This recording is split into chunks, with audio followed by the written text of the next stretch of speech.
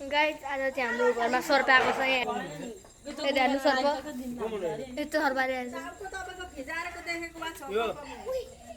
यो मुसा चाहिँ खाँदै रहेछ के हो त गोमनको बाउ हो यो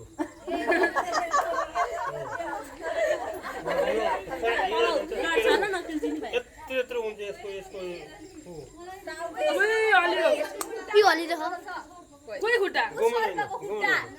मुसा खाएको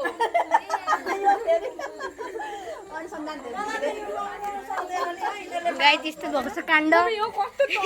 यो दिले देख्नु भएको हाम्रो घरमा नयाँ काण्ड आएको छ त्यसरी मान्छे भेला भएका छन् एउटा सर्प हेर्नको लागि मान्छे यति हेरेका छन् सर्प यत्रो 3 फुट जत्रो 8 फुट जत्रो सर्प छ यत्रो सर्प गाइस हेर्नु मेरो हात कत्रो छ यो साँप कत्रो छ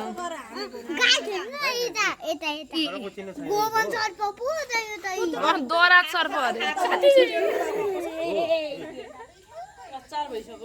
कचर होइन नि घरको चिन्नुहुन्छ कि चिन्नु छैन यो चाहिँ यस्तो ब्लड भएर आएको थियो झन्डै टोक्नु लागि थियो अनिलाई मारिहाल्नु भएछ